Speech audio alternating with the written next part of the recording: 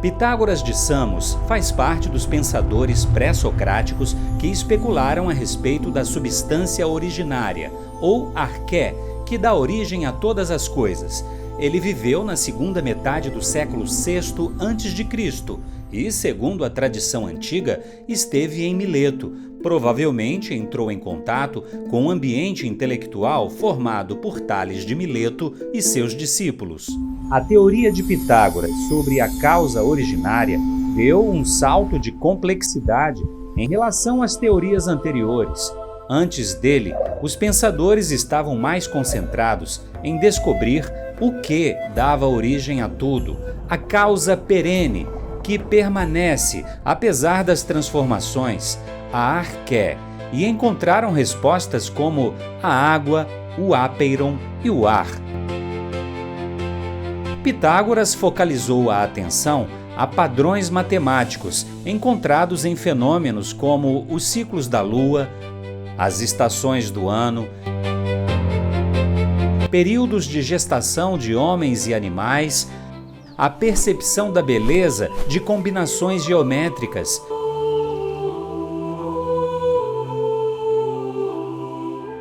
o prazer com a harmonia dos sons quando certas notas musicais soam juntas. As relações numéricas observadas nesses e em outros eventos naturais levaram o filósofo a concluir que o número é o princípio constitutivo de tudo o que existe, sendo o formador das coisas. Essa tese elevou o grau de sofisticação das teorias sobre a arqué.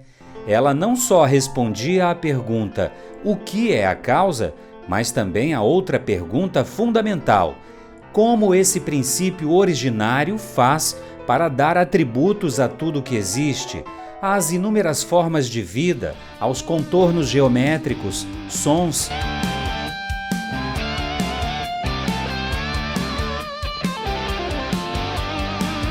Cores, texturas, enfim, a diversidade presente no universo.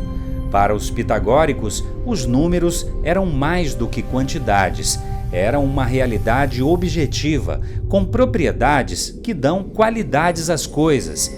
Queriam dizer com isso que a relação numérica é o que produz a harmonia, capaz de dar formas à realidade, na qual sempre encontramos proporções numéricas.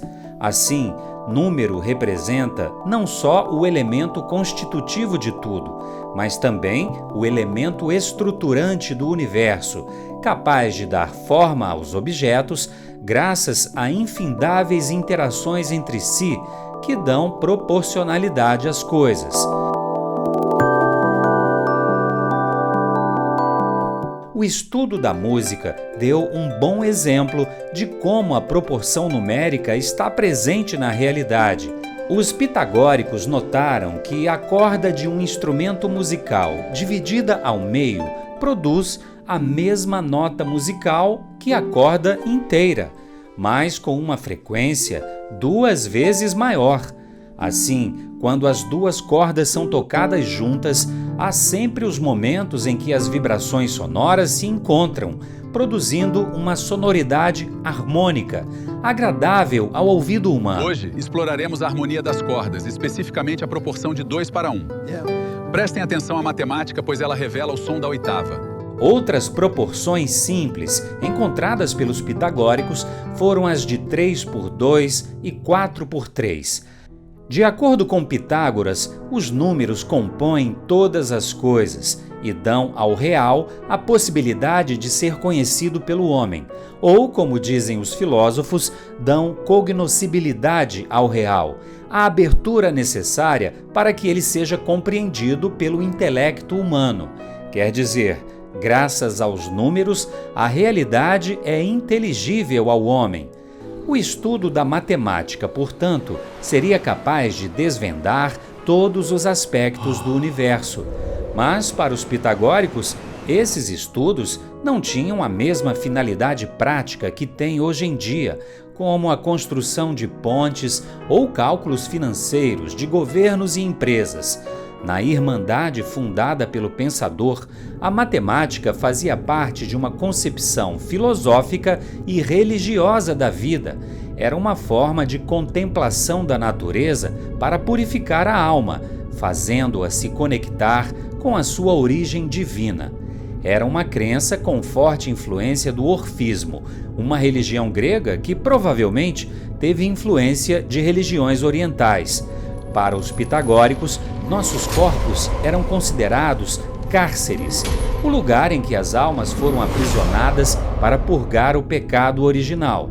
E após a morte, haveria tantas encarnações quantas fossem necessárias para completar a purificação ou catarse, crença chamada de metempsicose. A alma desencarnada poderia voltar a encarnar em corpos humanos ou até de animais, uma vez que para a Irmandade de Pitágoras, todas as formas de vida compartilham da mesma essência vital.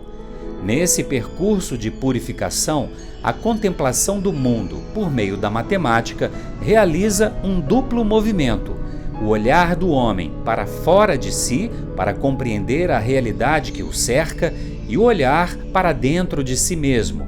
E quanto mais a harmonia do universo é desvelada, mais serve de espelho para a nossa própria harmonia interior.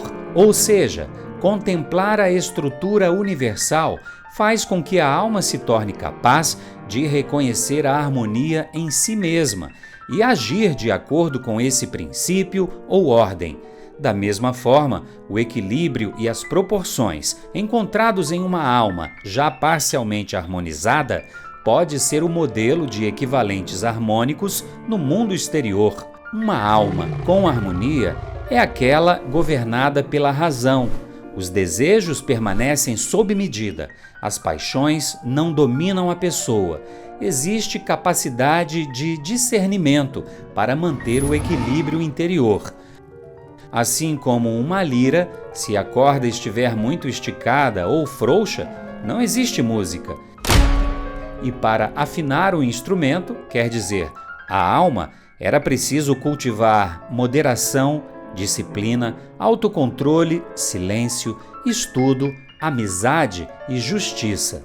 É importante destacar que quando Pitágoras disse que tudo são números, ele não quis dizer que os números são os fundamentos últimos da realidade. Quis dizer que são os elementos formais de todas as coisas, ou seja, aqueles de que tudo é constituído e que dão formas e atributos próprios a cada coisa. Antes dos números, existem dois princípios fundamentais, ou arqués, que dão origem aos números. Esses princípios são o limite e o ilimitado. Em grego, peras e apeiron. O limite representa a forma, a definição, a medida e a ordem.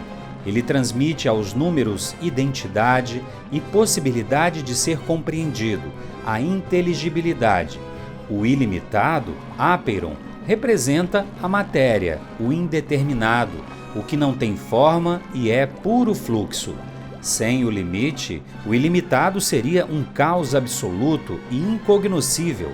O número é uma síntese da interação entre peras e apeiron, e é uma estrutura harmônica que se torna uma força ativa, que delimita e determina todas as coisas. É a inteligência do número que faz com que o caos se torne cosmos, o mundo ordenado.